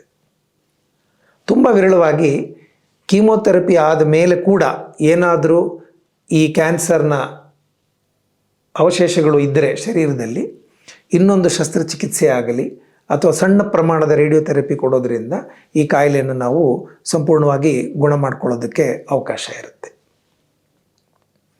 ಪ್ರಾರಂಭಿಕ ಹಂತದಲ್ಲಿ ಎಷ್ಟೋ ಸಲ, ಅಂದರೆ ಮೊದಲನೇ ಹಂತದಲ್ಲಿ ಎಷ್ಟೋ ಸಲ ಈ ಕಾಯಿಲೆ ನಾವು ಕಂಡು ಹಿಡ್ಕೊಂಡ್ರೆ ಕೇವಲ ಈ ಆರ್ಕಿಡೆಕ್ಟಮಿ ಅನ್ನುವಂತಹ ಸಣ್ಣ ಶಸ್ತ್ರಚಿಕಿತ್ಸೆ ಮಾಡೋದರಿಂದ ಕಾಯಿಲೆಯನ್ನು ಸಂಪೂರ್ಣವಾಗಿ ಗುಣಮುಖ ಮಾಡೋದಕ್ಕೆ ಕೂಡ ಅವಕಾಶ ಇರುತ್ತೆ.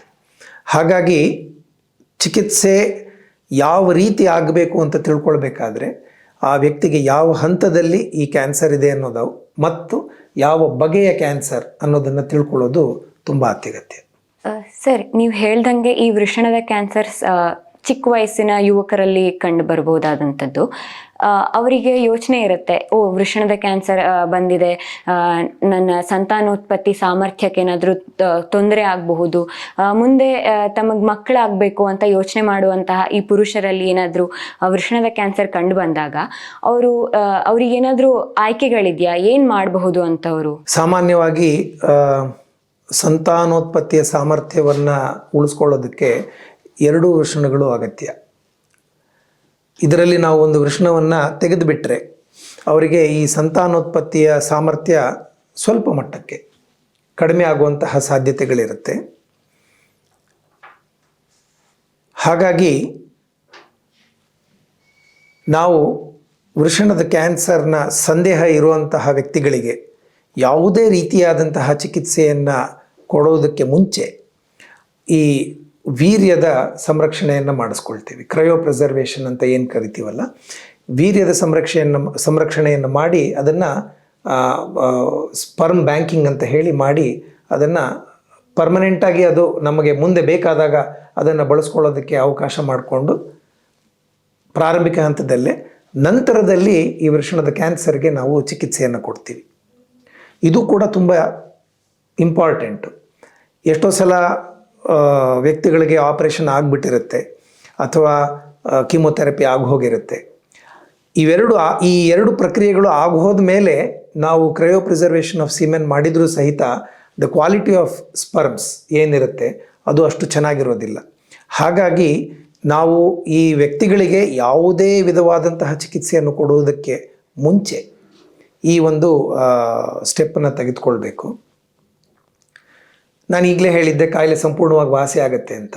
ಹಾಗಾಗಿ ಚಿಕ್ಕ ವಯಸ್ಸಿನಲ್ಲಿ ಕಾಯಿಲೆ ಬಂದರೂ ಸಹಿತ ಆ ವ್ಯಕ್ತಿಗಳಿಗೆ ಚಿಕಿತ್ಸೆ ಆದಮೇಲೆ ಅವರು ತಮ್ಮ ಎಂದಿನ ಜೀವನ ಶೈಲಿಯನ್ನು ನಡೆಸ್ಕೊಳ್ಬಹುದು.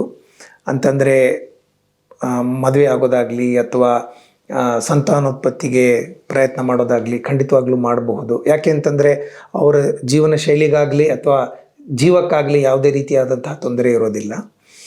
ಹಾಗಾಗಿ ಈ ಸ್ಪರ್ಮ್ ಬ್ಯಾಂಕಿಂಗನ್ನು ಅವಶ್ಯವಾಗಿ ಮಾಡಿಕೊಂಡು ನಂತರದಲ್ಲಿ ಚಿಕಿತ್ಸೆ ತೆಗೆದುಕೊಂಡ್ರೆ ಮುಂದೆ ಯಾವ ರೀತಿಯಾದಂತಹ ತೊಂದರೆಗಳಾಗೋದಿಲ್ಲ. ಸಾಮಾನ್ಯವಾಗಿ ಕ್ಯಾನ್ಸರ್ಗೆ ಚಿಕಿತ್ಸೆ ತಗೊಂಡ್ಮೇಲೆ ಕೆಲವೊಂದು ಅಡ್ಡ ಪರಿಣಾಮಗಳು ಉಂಟಾಗಬಹುದು. ಅದೇ ರೀತಿ ಈ ವೃಷಣದ ಕ್ಯಾನ್ಸರ್ಗೆ ಚಿಕಿತ್ಸೆ ಪಡ್ಕೊಂಡಾಗ ಏನಾದರೂ ಅಡ್ಡ ಪರಿಣಾಮಗಳು ಉಂಟಾಗತ್ತಾ? ಹಾಗೆ ಉಂಟಾದಲ್ಲಿ ಜನರು ಅದನ್ನ ಹೇಗೆ ನಿವಾರಿಸ್ಕೊಳ್ಬಹುದು? ಯಾವುದೇ ಒಂದು ಕ್ಯಾನ್ಸರ್ಗೆ ನಾವು ಚಿಕಿತ್ಸೆ ಕೊಟ್ಟಾಗ ಸಣ್ಣ ಪುಟ್ಟ ಪ್ರಮಾಣದಲ್ಲಿ ಆದರೂ ಸಹಿತ ಯಾವುದಾದ್ರೂ ಒಂದು ಅಡ್ಡ ಪರಿಣಾಮ ಆಗುವಂತಹ ಸಾಧ್ಯತೆಗಳೇ ಹೆಚ್ಚು. ಆದರೆ ಇವಾಗ ನಮ್ಮ ಮೆಡಿಸಿನ್ ಸಾಕಷ್ಟು ಅಡ್ವಾನ್ಸ್ಡ್ ಸ್ಟೇಜ್ಗೆ ಬಂದಿದೆ. ನಾವು ಕೊಡುವಂಥ ಚಿಕಿತ್ಸೆಗಳೆಲ್ಲವೂ ಕೂಡ ತುಂಬ ಕಂಟ್ರೋಲ್ಡ್ ಫ್ಯಾಷನ್ನಲ್ಲಿ ಕೊಡುವಂತಹ ಚಿಕಿತ್ಸೆಗಳು. ಅದು ಸರ್ಜರಿ ಆಗಿರಬಹುದು, ಕೀಮೊಥೆರಪಿ ಆಗಿರಬಹುದು, ರೇಡಿಯೋಥೆರಪಿ ಆಗಿರಬಹುದು. ಎಲ್ಲವನ್ನೂ ನಾವು ಅಡ್ವಾನ್ಸ್ಡ್ ಟೆಕ್ನಾಲಜೀಸ್ಗಳನ್ನು ಬಳಸ್ಕೊಂಡು ಮಾಡ್ತೇವೆ. ಹಾಗಾಗಿ ಅಡ್ಡ ಪರಿಣಾಮಗಳು ಆದರೂ ಸಹಿತ ಅವು ಸಣ್ಣ ಪ್ರಮಾಣದಲ್ಲಿ ಇರ್ತವೆ. ರೋಗಿಗೆ ತಮ್ಮ ಜೀವನ ಶೈಲಿಯನ್ನು ನಡೆಸೋದಕ್ಕೆ ಅವು ಯಾವುದೇ ರೀತಿಯಾಗಿ ತೊಂದರೆಗಳನ್ನು ಮಾಡೋದಿಲ್ಲ. ತಾತ್ಕಾಲಿಕವಾಗಿ ಚಿಕಿತ್ಸೆಯನ್ನು ತೆಗೆದುಕೊಳ್ಳುವಾಗ ಮಾತ್ರ ತಾತ್ಕಾಲಿಕವಾಗಿ ಅವರಿಗೆ ಸಣ್ಣ ಪುಟ್ಟ ಕಷ್ಟಗಳು ಎದುರಾಗಬಹುದು. ಚಿಕಿತ್ಸೆ ಮುಗಿದು 2-3 ವಾರಗಳಲ್ಲೇ ಅವರು ಸಂಪೂರ್ಣವಾಗಿ ಗುಣಮುಖರಾಗಿ ಎಂದಿನಂತೆ ಆಗಿಬಿಡ್ತಾರೆ. ಹಾಗಾಗಿ ಅಡ್ಡ ಪರಿಣಾಮಗಳು ಆಗಬಹುದು ನಿಜ, ಆದರೆ ಅದು ಹೆಚ್ಚಿನ ಪ್ರಮಾಣದಲ್ಲಿರೋದಿಲ್ಲ ಮತ್ತು ಹೆಚ್ಚು ಕಾಲ ಇರೋದಿಲ್ಲ.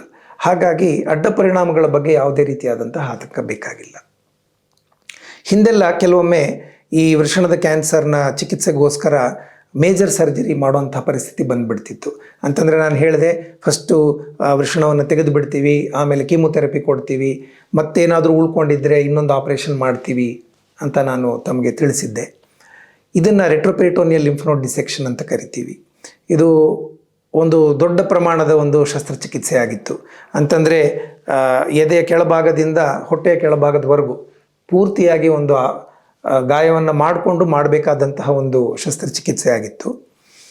ಆದರೆ ಈಗ ಇತ್ತೀಚಿನ ದಿನಗಳಲ್ಲಿ ನಾವು ಈ ದೊಡ್ಡ ಶಸ್ತ್ರಚಿಕಿತ್ಸೆಯನ್ನು ಕೂಡ ರೊಬೋಟಿಕ್ ಸರ್ಜರಿಗಳನ್ನು ಬಳಸ್ಕೊಂಡು ಸುಲಭವಾಗಿ ಕೆಲವು ರಂಧ್ರಗಳನ್ನು ಮಾಡಿಕೊಂಡು, ಅಂತಂದರೆ 4 ಅಥವಾ 5 ಸಣ್ಣ ರಂಧ್ರಗಳು, 1 ಸೆಂಟಿಮೀಟರ್ ರಂಧ್ರಗಳನ್ನು ಮಾಡಿಕೊಂಡು ಇದರಲ್ಲೇ ಈ ಶಸ್ತ್ರಚಿಕಿತ್ಸೆಯನ್ನು ಪೂರ್ಣಗೊಳಿಸ್ತಾ ಇದ್ದೀವಿ. ಹಾಗಾಗಿ ದೊಡ್ಡ ಪ್ರಮಾಣದ ಶಸ್ತ್ರಚಿಕಿತ್ಸೆಯನ್ನು ಕೂಡ ನಾವು ಸುಲಭವಾಗಿ ಮಾಡ್ತಾ ಇರೋದ್ರಿಂದ ಅಡ್ಡ ಪರಿಣಾಮಗಳು ಉಂಟಾಗುವಂತಹ ಸಾಧ್ಯತೆಗಳು ತುಂಬ ಕಡಿಮೆ. ಹಾಗೆ ರೇಡಿಯೇಷನ್ ಥೆರಪಿ ಕೂಡ ಅವಶ್ಯಕತೆ ಇದ್ದಾಗ ಪ್ರಿಸೈಸ್ ಇಮೇಜ್ ಗೈಡೆಡ್ ರೇಡಿಯೋಥೆರಪಿ ಅಂತ ನಾವು ಮಾಡಿಕೊಂಡು ಬೇರೆ ಯಾವುದೇ ಆರ್ಗನ್ಸ್ಗೆ ಈ ರೇಡಿಯೇಷನ್ ಸೈಡ್ ಎಫೆಕ್ಟ್ಸ್ ಆಗದೇ ಇರೋ ರೀತಿಯಲ್ಲಿ ನೋಡ್ಕೊಳ್ಬಹುದು. ಮತ್ತು ಲಾಂಗ್ ಟರ್ಮ್ ಯಾವುದೇ ವಿಧವಾದಂತಹ ಆರ್ಗನ್ ಡ್ಯಾಮೇಜ್ ಇಲ್ಲದೆ ಆ ವ್ಯಕ್ತಿ ತನ್ನ ಎಂದಿನ ಜೀವನವನ್ನು ನಡೆಸೋದಕ್ಕೆ ಅವಕಾಶ ಮಾಡಿಕೊಡ್ಬಹುದು. ಸರ್, ಹಾಗಿದ್ದಲ್ಲಿ ಈ ವೃಷಣದ ಕ್ಯಾನ್ಸರನ್ನು ಬರೋಕ್ ಮುಂಚೆಲೆ ತಡೆಗಟ್ಟಕ್ಕೆ ಏನಾದರೂ ದಾರಿ ಇದೆಯಾ? ನಾನು ಹಿಂದೆ ಹೇಳಿದ ಹಾಗೆ 90 ಜನಕ್ಕೆ ಅವಕಾಶ ಇಲ್ಲ. ಯಾಕೆ ಅಂತಂದರೆ ಅವರಿಗೆ ಇದು ಯಾವ ಕಾರಣದಿಂದ ಆಗ್ತಾ ಇದೆ ಅನ್ನೋದನ್ನು ನಮಗೆ ಪತ್ತೆ ಹಚ್ಚೋದಕ್ಕಾಗೋದಿಲ್ಲ. ಆದರೆ ಒಳ್ಳೆಯ ಜೀವನ ಶೈಲಿಯನ್ನು ನಡೆಸೋದ್ರಿಂದ ಅಂತಂತಂದರೆ ತಂಬಾಕುವಿನ ಸೇವನೆ ಅವಾಯ್ಡ್ ಮಾಡೋದಾಗಲಿ, ಅಥವಾ ಮದ್ಯಪಾನ ಮಾಡದೇ ಇರೋದು, ಒಳ್ಳೆಯ ವ್ಯಾಯಾಮ, ಒಳ್ಳೆಯ ಆಹಾರ ಸೇವನೆ ಮಾಡೋದರಿಂದ, ಅಂದರೆ ಒಟ್ಟಾರೆ ಹೆಲ್ತಿ ಲೈಫ್ ಸ್ಟೈಲ್ ಅಳವಡಿಸ್ಕೊಳ್ಳೋದ್ರಿಂದ ವೃಷಣದ ಕ್ಯಾನ್ಸರ್ ಅಷ್ಟೇ ಅಲ್ಲ, ಯಾವುದೇ ಒಂದು ಕ್ಯಾನ್ಸರ್ನ ಉಂಟಾಗುವಂತಹ ಸಾಧ್ಯತೆಗಳನ್ನು ನಾವು ಕಡಿಮೆ ಮಾಡಿಕೊಳ್ಬಹುದು. ಉಳಿದ 10% ವ್ಯಕ್ತಿಗಳಿಗೆ, ಯಾರಿಗೆ ಈ ಅನ್ಡಿಸೆಂಡೆಡ್ ಟೆಸ್ಟಿಸ್ ಅಥವಾ ಡಿಸಾರ್ಡರ್ಸ್ ಆಫ್ ಸೆಕ್ಷುವಲ್ ಡಿಫ್ರೆನ್ಸಿಯೇಷನ್ ಇರುತ್ತಲ್ಲ, ಅವರಲ್ಲಿ ಈ ವೃಷಣದ ಕ್ಯಾನ್ಸರ್ನ ಸಾಧ್ಯತೆಯನ್ನು ನಾವು ಖಂಡಿತವಾಗಿಯೂ ಕಡಿಮೆ ಮಾಡಿಕೊಳ್ಳೋದಕ್ಕೆ ಒಳ್ಳೆಯ ಅವಕಾಶ ಇರುತ್ತೆ. ನಾನು ಈ ಮೂಲಕ ಇನ್ನೊಂದು ತುಂಬ ಇಂಪಾರ್ಟೆಂಟ್ ವಿಚಾರವನ್ನು ಕೂಡ ನಾನು ಜನರಿಗೆ ತಿಳಿಸೋದಕ್ಕೆ ಇಷ್ಟಪಡ್ತೀನಿ. ಹಿಂದೆ ಹೇಳಿದೆ, ಈ ಹುಟ್ಟಿನಲ್ಲೇ 2 ವೃಷಣಗಳು ಬಂದು ವೃಷಣ ಚೀಲಕ್ಕೆ ಸೇರಿಕೊಳ್ಬೇಕು ಅಂತ. ಎಷ್ಟೋ ಜನ ತಂದೆ ತಾಯಿಯರಿಗೆ ಇದು ಹೀಗಿರಬೇಕು ಅನ್ನೋ ವಿಚಾರವೇ ಗೊತ್ತಿರೋದಿಲ್ಲ. ಸಾಮಾನ್ಯವಾಗಿ ಅವರು ಅದನ್ನು ಪರೀಕ್ಷೆ ಕೂಡ ಮಾಡೋಕ್ಕೆ ಹೋಗಲ್ಲ. ಮಗು ಹುಟ್ಟಿದ ಕೂಡಲೇ ವೈದ್ಯರು ಪರೀಕ್ಷೆ ಮಾಡಿರ್ತಾರೆ. ಎಷ್ಟೋ ಸಲ ಸಿಕ್ಕಿರಬಹುದು, ಸಿಗದೇ ಇರಬಹುದು, ಮಿಸ್ ಆಗಿರಬಹುದು. ತಂದೆ ತಾಯಿಗಳು ಕೂಡ ಅದರ ಬಗ್ಗೆ ಹೆಚ್ಚು ಗಮನ ಕೊಡೋದಿಲ್ಲ. ಒಂದು ವೃಷಣದ ಚೀಲದಲ್ಲಿ ಸಂಪೂರ್ಣವಾಗಿ ನಮಗೆ ಪರಿಶೀಲನೆಗೆ ಸಿಗ್ತಾ ಇಲ್ಲ ಅಂತಂತಂದರೆ, ಇಂತಹ ಮಕ್ಕಳನ್ನು ನಾವು ಖಂಡಿತವಾಗಿಯೂ ಕ್ಲೋಸ್ ಫಾಲೋ ಅಪ್ನಲ್ಲಿ ಚೆಕಪ್ ಮಾಡ್ತಲೇ ಇರಬೇಕು. ಮತ್ತು ಆ ಮಗುವಿಗೆ 1 ವರ್ಷ ಆಗೋದಕ್ಕೆ ಮುಂಚೆನೇ ಆ ವೃಷಣ ಎಲ್ಲಿದೆ, ಹೊಟ್ಟೆಯಲ್ಲಿದೆಯಾ, ಇಂಗ್ವೈನಲ್ ಕೆನಾಲ್ನಲ್ಲಿ ಬಂದಿದೆಯಾ, ಎಲ್ಲಿದೆ ಅನ್ನೋದನ್ನು ಪತ್ತೆ ಹಚ್ಚಿ ಅದನ್ನು ಸಣ್ಣ ಶಸ್ತ್ರಚಿಕಿತ್ಸೆಯ ಮೂಲಕ ವೃಷಣ ಚೀಲಕ್ಕೆ ತಗೊಂಡು ಬಂದು ಅಳವಡಿಸ್ಬಿಡ್ಬೇಕು. ಇಲ್ಲಿ ಪರೀಕ್ಷೆ ಕೂಡ ಮುಖ್ಯ. ಅದಕ್ಕಿಂತಲೂ ಹೆಚ್ಚಾಗಿ ಈ 1 ವರ್ಷದ ಒಳಗಿನ ವಯೋಮಿತಿಯ ಒಳಗಡೆಗೇ ಈ ಶಸ್ತ್ರಚಿಕಿತ್ಸೆ ಮಾಡಿ ಅದನ್ನು ಸರಿ ಮಾಡ್ಕೊಳ್ಳೋದು ಕೂಡ ಅಷ್ಟೇ ಮುಖ್ಯ. ಈ ರೀತಿಯಾಗಿ ಮಾಡೋದರಿಂದ ಮುಂದಿನ ದಿನಗಳಲ್ಲಿ ಈ ಮಗುವಿಗೆ, ಅಂದರೆ ಈ ಮಗು ಬೆಳೆದು ದೊಡ್ಡವರು ಆದಮೇಲೆ ಆ ಒಂದು ವೃಷಣದ ಕ್ಯಾನ್ಸರ್ ಆಗುವಂತಹ ಸಾಧ್ಯತೆಗಳು ತುಂಬ ಕಡಿಮೆ ಆಗಿಬಿಡುತ್ತೆ. ಎರಡನೇದಾಗಿ, ಒಂದು ವೇಳೆ ಈ ಕ್ಯಾನ್ಸರ್ನ ಸಾಧ್ಯತೆ ಕಡಿಮೆ ಆಗಲಿಲ್ಲ ಅಂದರೂ ಸಹಿತ ಆ ವೃಷಣವನ್ನು ನಾವು ವೃಷಣದ ಚೀಲಕ್ಕೆ ತೆಗೆದುಕೊಂಡು ಅಳವಡಿಸ್ಬಿಟ್ರೆ ಆ ಮಗುವಿಗೆ ನಾವು ವೃಷಣದ ಪರೀಕ್ಷೆಯನ್ನು ಮಾಡ್ಕೊಳ್ಳೋದನ್ನು ಹೇಳ್ಕೊಡ್ಬೇಕು. ಮಗು ಪೀರಿಯಾಡಿಕಲಿ ಅದನ್ನು ಪರಿಶೀಲನೆ ಮಾಡಿಕೊಂಡು ಏನಾದರೂ ಗಾತ್ರದ ಪ್ರಮಾಣದಲ್ಲಿ ವ್ಯತ್ಯಾಸ ಕಂಡು ಬಂದರೆ ತಕ್ಷಣವೇ ಅದನ್ನು ತಂದೆ ತಾಯಿಯರಿಗೆ ಹೇಳಿದರೆ ವೈದ್ಯರ ಪರಿಶೀಲನೆ ಮಾಡಿ ಅದರಲ್ಲಿ ಏನಾದರೂ ವೃಷಣದ ಕ್ಯಾನ್ಸರ್ನ ಸಂದೇಹ ಇದ್ದರೆ ಪ್ರಾರಂಭಿಕ ಹಂತದಲ್ಲಿ ಸೂಕ್ತವಾಗಿ ಚಿಕಿತ್ಸೆ ಮಾಡಿಸ್ಕೊಳ್ಳೋದ್ರಿಂದ ಸುಲಭದಲ್ಲಿ ಆ ಕಾಯಿಲೆ ಗುಣ ಆಗಿಬಿಡುತ್ತೆ. ಡಿಸಾರ್ಡರ್ಸ್ ಆಫ್ ಸೆಕ್ಷುವಲ್ ಡಿಫ್ರೆನ್ಸಿಯೇಷನ್ ಇರುವಂತಹ ಮಕ್ಕಳಿಗೆ ಕೂಡ ನಾವು ತಂದೆ ತಾಯಿಯರಿಗೆ ವೃಷಣದ ಪರೀಕ್ಷೆಯನ್ನು ಮಾಡೋದಕ್ಕೆ ಹೇಳ್ಕೊಡ್ತೀವಿ. ಮತ್ತು ತಂದೆ ತಾಯಿಯರಿಗಷ್ಟೇ ಸೀಮಿತ ಅಲ್ಲದೆ ಮಕ್ಕಳು ದೊಡ್ಡವರಾಗ್ತಾ ಇದ್ದಂಗೆ ಮಕ್ಕಳಿಗೆ ಸ್ವಲ್ಪ ನಾಚಿಕೆ ಸ್ವಭಾವ ಬರುತ್ತೆ. ಅಂತಂದರೆ ಅಡಾಲಸೆನ್ಸ್ಗೆ ಬರ್ತಾ ಇದ್ದಂಗೆ ದೇ ಬಿಕಮ್ ಕಾನ್ಷಿಯಸ್. ತಮ್ಮ ದೇಹದಲ್ಲಿ ಆಗುವಂಥ ವ್ಯತ್ಯಾಸಗಳ ಬಗ್ಗೆ ಕಾನ್ಷಿಯಸ್ ಆಗಿಬಿಡ್ತಾರೆ. ತಂದೆ ತಾಯಿಯರಿಗೆ ಪರಿಶೀಲನೆ ಮಾಡೋದಕ್ಕೆ ಸಹಜವಾಗಿ ಬಿಡೋದಿಲ್ಲ. ಹಾಗಾಗಿ ತಂದೆ ತಾಯಿಯರು ಏನು ಅಂತಂತಂದರೆ, ಮಕ್ಕಳಿಗೆ ಈ ರೀತಿಯಾದಂತಹ ಒಂದು ಸಾಧ್ಯತೆ ಇದೆ, ಹಾಗಾಗಿ ಈ ರೀತಿಯಾಗಿ ನಾವು ಅದನ್ನು ಪರಿಶೀಲನೆ ಮಾಡಿಕೊಳ್ಬೇಕು ಅನ್ನುವಂತಹ ವಿಚಾರವನ್ನು ಮಕ್ಕಳಿಗೆ ತಿಳಿ ಹೇಳಬೇಕು. ಮಕ್ಕಳಿಗೆ ನಾವು ಈ ರೀತಿಯಾಗಿ ಎಜುಕೇಷನ್ನ ಕೊಟ್ಟರೆ ಮುಂದಿನದ್ದು ಅವರೇ ನೋಡ್ಕೊಳ್ತಾರೆ. ಸೊ ಅನ್ಡಿಸೆಂಡೆಡ್ ಟೆಸ್ಟಿಸ್ ಇದ್ದಾಗ ಸೂಕ್ತವಾಗಿ ಚಿಕಿತ್ಸೆ ಮಾಡಿಸ್ಬೇಕು, ಸರಿಯಾದ ಟೈಮ್ನಲ್ಲಿ ಚಿಕಿತ್ಸೆ ಮಾಡಿಸ್ಕೊಳ್ಬೇಕು. ಮತ್ತು ಮಕ್ಕಳಿಗೆ ಸ್ವಯಂ ಪರೀಕ್ಷೆ ಬಗ್ಗೆ ಮಾಹಿತಿಯನ್ನು ಸೂಕ್ತವಾದಂತಹ ಕಾಲದಲ್ಲಿ, ಅಂತಂದರೆ ಮಕ್ಕಳು ಸ್ವಲ್ಪ ಬೆಳೆದು ಅರ್ಥ ಮಾಡ್ಕೊಳ್ಳೋಕ್ಕೆ ಅವಕಾಶ ಇರುವಂತಹ ಕಾಲದಲ್ಲಿ ಅವರಿಗೆ ಅದಕ್ಕೆ ತಿಳಿಸ್ಕೊಡ್ಬೇಕು. ಹೀಗೆ ಮಾಡೋದ್ರಿಂದ ವೃಷಣದಲ್ಲಿ ಆಗುವಂತಹ ಕ್ಯಾನ್ಸರ್ನ ತಡಿಲಿಕ್ಕಾಗಲಿಲ್ಲ ಅಂತಂದರು ಆರಂಭಿಕ ಹಂತಗಳಲ್ಲೇ ಪತ್ತೆ ಹಚ್ಚಿ ಸಣ್ಣ ಪುಟ್ಟ ಚಿಕಿತ್ಸೆಗಳಲ್ಲೇ ಅದನ್ನು ಸಂಪೂರ್ಣವಾಗಿ ಗುಣ ಮಾಡ್ಕೊಳ್ಳೋದಕ್ಕೆ ಅವಕಾಶ ಇರುತ್ತೆ. ಸಾಮಾನ್ಯವಾಗಿ ಈ ರೀತಿಯ ಆರೋಗ್ಯದ ಕುರಿತು ಮನೇಲಿ ಮಾತಾಡೋದು ಬಹಳ ಕಡಿಮೆ. ಅದರಲ್ಲೂ ಪುರುಷರಿಗೆ ಈ ರೀತಿ ವೃಷಣ ಅಥವಾ ಇನ್ನೇನಾದರೂ ರೀತಿಯಲ್ಲಿ ಅವ್ರಿಗೇನಾದರೂ ಏರುಪೇರು ಕಂಡು ಬಂದಲ್ಲಿ ಅವರು ಮನೆಯವ್ರ ಹತ್ರನೂ ಹಂಚ್ಕೊಳ್ಳೋದಿಲ್ಲ ಮತ್ತು ವೈದ್ಯರ ಹತ್ರ ಹೋಗೋದಕ್ಕೂ ಸ್ವಲ್ಪ ಹಿಂಜರಿತಾರೆ, ನಾಚಿಕೆ ಪಟ್ಕೊಳ್ತಾರೆ. ಅಂಥವರಿಗೆ ತಜ್ಞ ವೈದ್ಯರಾದ ನೀವು ಏನು ಸಲಹೆ ಕೊಡೋಕ್ಕೆ ಇಷ್ಟಪಡ್ತೀರಾ? ಹೇಗೆ ಕಣ್ಣು, ಮೂಗು, ಬಾಯಿ, ಕೈ, ಕಾಲು, ಕಿಡ್ನಿ, ಲಿವರ್ ಇವೆಲ್ಲವೂ ಒಂದೊಂದು ಅಂಗಗಳು, ವೃಷಣ ಕೂಡ ನಮ್ಮ ದೇಹದ ಒಂದು ಅಂಗ.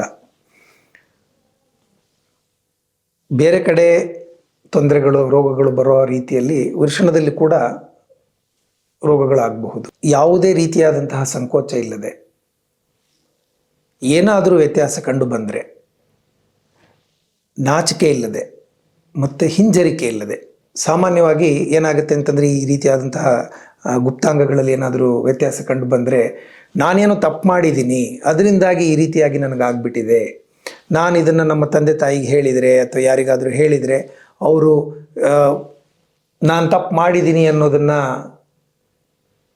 ಆ ರೀತಿಯಲ್ಲಿ ಭಾವಿಸ್ತಾರೆ ಅಥವಾ ನನ್ನನ್ನು ದಂಡಿಸ್ತಾರೆ ಅನ್ನುವಂತಹ ಒಂದು ಮಕ್ಕಳಲ್ಲಿ ಆ ರೀತಿಯಾದಂತಹ ಒಂದು ಆಲೋಚನೆ ಉಂಟಾಗೋದಕ್ಕೆ ಸಾಧ್ಯತೆ ಇರುತ್ತೆ. ಹಾಗಾಗಿ ಯಾವುದೇ ಹಿಂಜರಿಕೆ ಇಲ್ಲದೆ, ಯಾವುದೇ ನಾಚಿಕೆ ಇಲ್ಲದೆ ಧೈರ್ಯವಾಗಿ ತಮ್ಮ ತಂದೆ ತಾಯಿಯರಿಗೆ ಅದನ್ನು ಹೇಳಿ ವೈದ್ಯರ ಹತ್ರ ಹೋಗಿ ಅದನ್ನು ಪರಿಶೀಲನೆ ಮಾಡಿಸ್ಕೊಳ್ಳೋದು ತುಂಬ ಅಗತ್ಯ. ಆ ರೀತಿಯಾದಂತಹ ಒಂದು ವಾತಾವರಣವನ್ನು ಮನೆಯಲ್ಲಿನ ಹಿರಿಯರು ಮಾಡಿಕೊಡ್ಬೇಕು. ಅಂತಂದರೆ ಮಕ್ಕಳ ಬೆಳವಣಿಗೆಯಲ್ಲಿ ನಾವು ಈ ಸೆಕ್ಷುವಲ್ ಆರ್ಗನ್ಸ್ ಬಗ್ಗೆ ಆಗಲಿ ಅಥವಾ ಸೆಕ್ಸ್ ಎಜುಕೇಷನ್ ಬಗ್ಗೆ ಆಗಲಿ, ಈಗ ಶಾಲೆಗಳಲ್ಲಿ ಕೂಡ ಅದನ್ನು ಮಾಡ್ತಾ ಇದ್ದಾರೆ. ಮನೆಯಲ್ಲಿ ಕೂಡ ನಾವು ಒಂದು ಹೆಲ್ತಿ ವೇನಲ್ಲಿ ಅದರ ಬಗ್ಗೆ ಒಮ್ಮಿಂದೊಮ್ಮೆ ಯಾವಾಗಾದರೂ ಒಂದು ಚರ್ಚೆ ಮಾಡಿ, ಅಂತಂದರೆ ಎಲ್ಲರೂ ಫ್ರೀಯಾಗಿ ಕೂತ್ಕೊಂಡಿರುವಾಗ, ಊಟ ಮಾಡುವಾಗ, ತಿಂಡಿ ತಿನ್ನುವಾಗ ಸಾಮಾನ್ಯವಾಗಿ ಒಂದು ಸಣ್ಣ ಪುಟ್ಟ ಪ್ರಮಾಣದ ಚರ್ಚೆಯನ್ನು ಮಾಡೋದ್ರಿಂದ ಮಕ್ಕಳಿಗೆ ಈ ರೀತಿಯಾಗಿ ಹಿಂಜರಿಕೆ ಹೋಗ್ಬಿಡುತ್ತೆ. ಸ್ವಲ್ಪ ವಯಸ್ಸಾದ ಮೇಲೆ ಬರ್ತಾರೆ ವೈದ್ಯರ ಹತ್ರ, ನೇರವಾಗಿ ಅವರೇ ಹೋಗ್ತಾರೆ. ಇವಾಗ ಒಂದು 20 ವರ್ಷ ಆದಮೇಲೆ ಡಾಕ್ಟರ್ ಹತ್ರ ಅವರೇ ಬಂದುಬಿಡ್ತಾರೆ, ಈ ರೀತಿ ನಂಗೆ ತೊಂದರೆ ಆಗಿದೆ ಅಂತ. ತಂದೆ ತಾಯಿ ಕೂಡ ಹೇಳದೇ ಇರೋ ಸಾಧ್ಯತೆಗಳಿರ್ತವೆ. ಆದರೆ ಚಿಕ್ಕ ವಯಸ್ಸಿನ ಬಾಲಕರಿಗೆ ಇದನ್ನು ನಾವು ತಿಳಿ ಹೇಳಬೇಕು, ಅದು ತಂದೆ ತಾಯಿಯರ ಕರ್ತವ್ಯ.